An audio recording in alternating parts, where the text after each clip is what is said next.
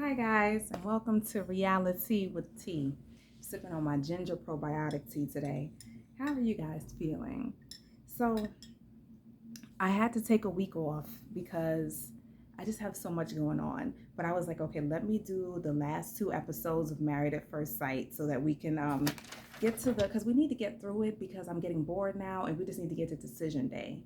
So first I'm going to start with Jake and Hailey. I'll do last week's and this week's episode.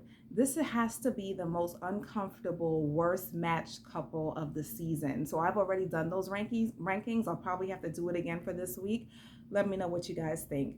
Please like, comment, subscribe to the channel. Leave me some comments, click the notification bell. I appreciate it. I appreciate you guys watching. So last week, we see Jake and Hailey, they start out at the softball cages, right? They're supposed to be doing stuff to have fun. And remember, she's really competitive. And so basically, she's hitting all the balls or whatever. Jake can't hit anything. And, she asks him, he's like, I'm like 0 for 10 or whatever. Like he's not getting anything for some reason. And so she's kind of like jabbing at him. I expected you to do better and all this kind of stuff. And he's like, well, the balls are too slow for me. So like, he's probably a little bit embarrassed. Like, okay, she keeps showing me off and showing me up in all of these sports or whatever, but he's also like, okay, it's a little too slow, like a metaphor for our relationship because this whole thing is moving way too slow. So of course he comes in his typical uniform, which is like jeans and dress shoes or whatever, and she brings it up to him. And it's kind of like, she keeps on like taking little jabs at him.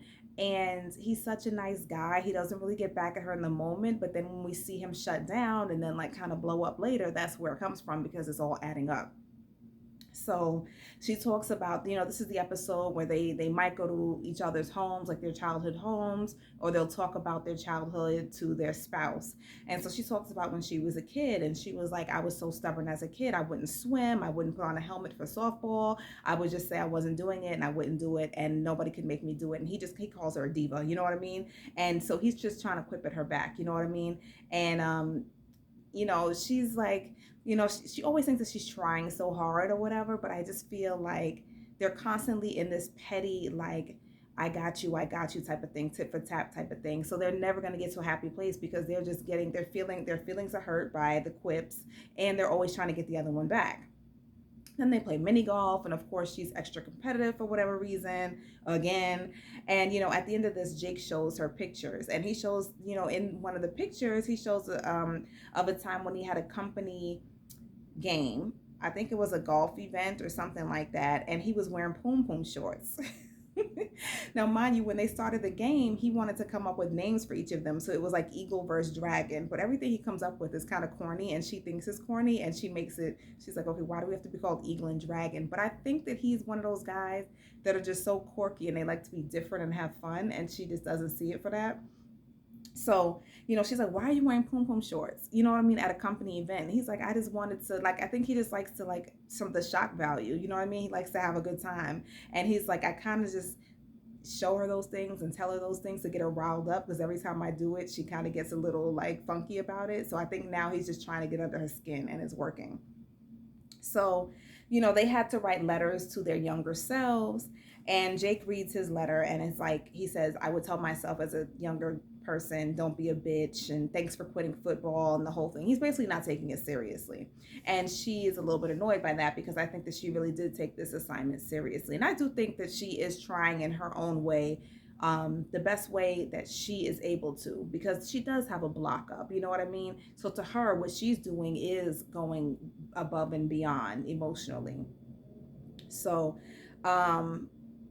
she read her letter and he really didn't respond. And then she calls him on it, like, okay, I read you this emotional letter. You don't have anything to say about it. And that's their issue. You know what I mean? Like, he doesn't take certain things seriously. She doesn't understand his jokes. She thinks that she is taking something seriously, and he just doesn't respond. She puts herself out there. She's initiating communication between them, interaction, and he doesn't respond. It just falls flat. It's like, wake up, Jake. You know what I mean? Like, they both have an issue. This was a bad match. You know what I mean? I don't know why they keep trying, but I guess they just want to go through the process, but keeps getting increasingly uncomfortable. So, I think she asked him, like, what would you say to yourself the night before we got married? And he said, return the bracelet. So this is the first we're hearing about an issue with the bracelet. And so, he says, like, I'm not looking to get into a conflict, but where is the bracelet that I gave you? So he's referring to the infinity bracelet that he gave her before they got married. And she was like, oh, it's an infinity bracelet. It's kind of like my infinity tattoo. And so, um, basically, she says it's in Alabama with her mother. So she was like, he's like, well, why isn't it in this state? And she's like, well, it really wasn't a priority. It didn't cross my mind. And so then they give a flashback of every single time that Jake has brought up the bracelet, and she kind of just blew it off. And so he's just kind of like, it bugs me, you know what I mean? Because I spent $800 on the bracelet, and she's like, well, I gave you a gift too, or whatever. And he's like, well, okay, a $28 hat doesn't compare to an $800 bracelet. And the thing is, it's not about the money. It's not that it broke him, but the point is that he spent his time to get something that he thought would be meaningful to you, and then you didn't even think to wear it ever, have it around or anything. So that's what he's going back and forth about. And she's like, well, you know the issue, everything was all over the place. I gave it to my mother for safekeeping. She took it back to Alabama by accident. But he's like, okay, all this time you never asked for her to ship it back. So basically, and I keep bringing it up because it means a lot to me. And so the fact that she still hasn't even taken a step to get the bracelet is telling. And he knows that. So, he says that's a microcosm of our marriage. I will say for Jake, whenever they're having a good moment, he has bad timing. He brings up the conflict. He kind of harps on stuff. And so it's kind of like, dang, we're doing well. Then here you go with another issue that you have. So I can see that from her perspective. Basically, she gets upset and she leaves. You know what I mean?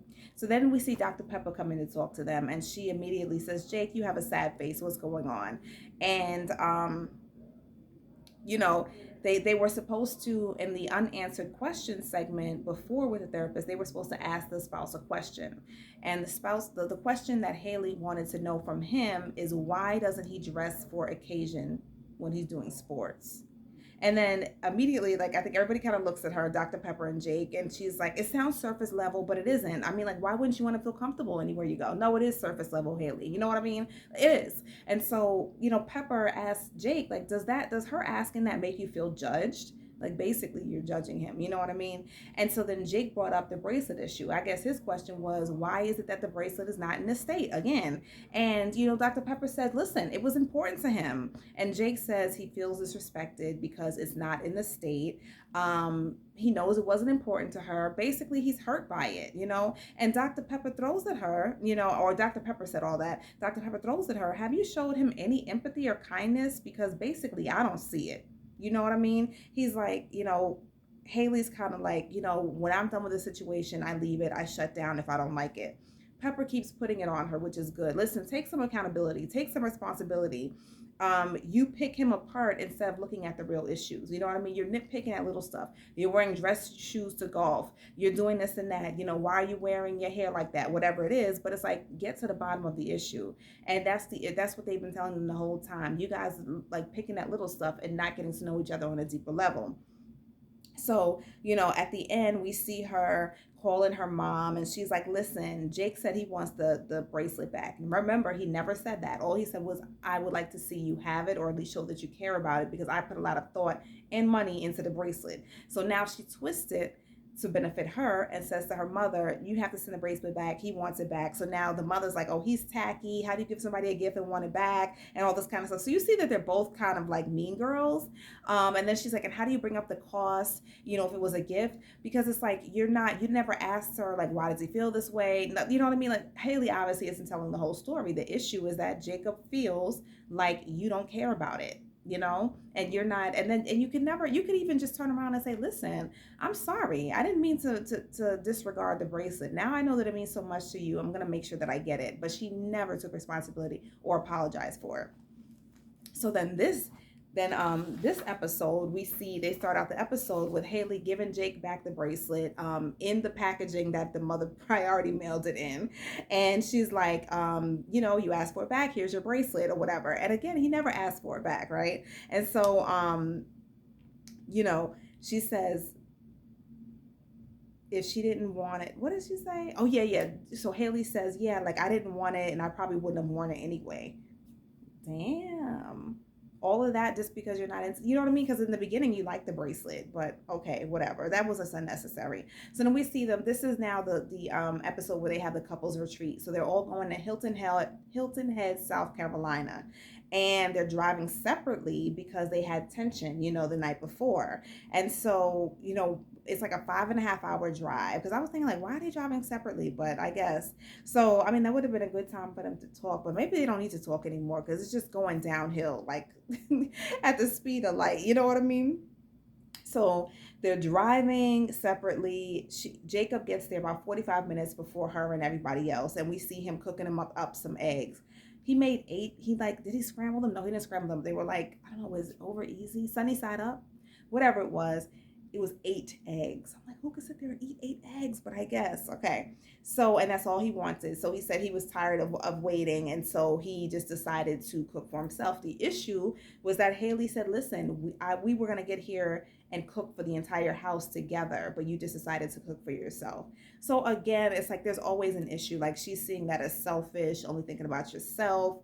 He isn't really trying to think about her anyway. He's just trying to do his own thing and kind of separate himself from her, whatever, and every time they go back and forth because each one of them has to have the last word, and it's kind of passive aggressive and it gets annoying and petty.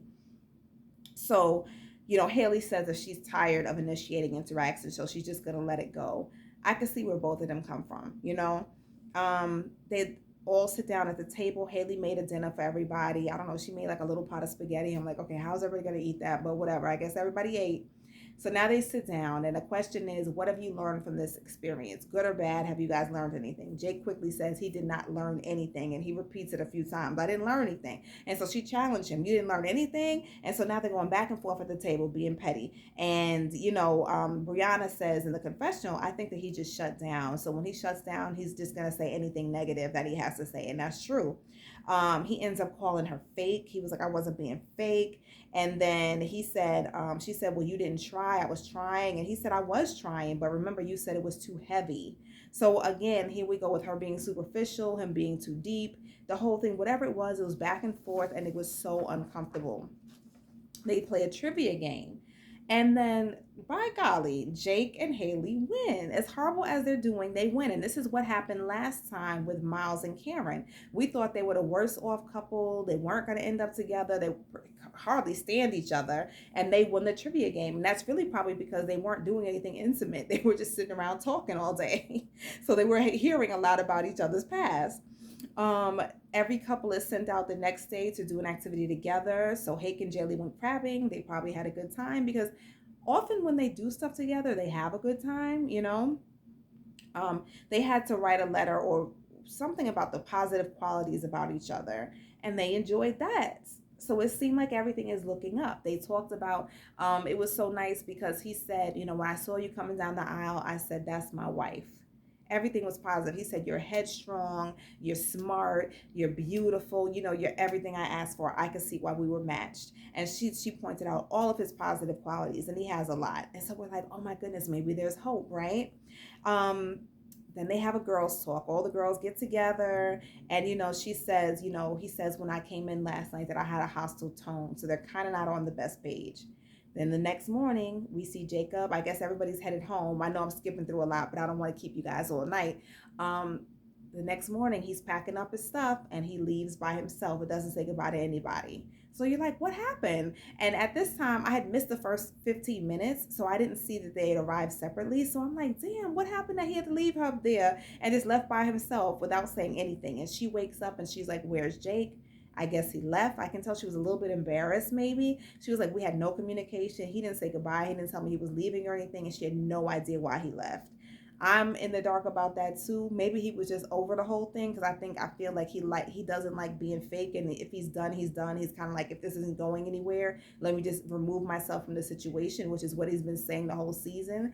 But that's a bit much, you know what I mean? Because they can both be a little bit immature in their ways. You don't say goodbye to anybody. At least nudge Eric and say, listen, dude, I'm out. Like, you just left, didn't text anybody, no nothing. You know what I mean? There's a better way to handle that type of situation. Basically, everything with them is very uncomfortable, very petty. very unnecessary, and I'm just sick of looking at them. So I cannot wait till we get to decision day. I would be very surprised if they say they're going to stay together, but maybe, and I think that if Miles and Karen, if they had decision day before quarantine, they probably would not have stayed together. But I think the reason why they got to know each other so well was during quarantine. Jake and Hailey probably didn't have the benefit of that, so I'm not sure. But unless something happens within a few weeks where they decide to give it a chance, I think it's gonna be a no. Let me know what you think. Like, comment, subscribe. I will see you for the next video. The next couple. Talk to you soon. Bye bye.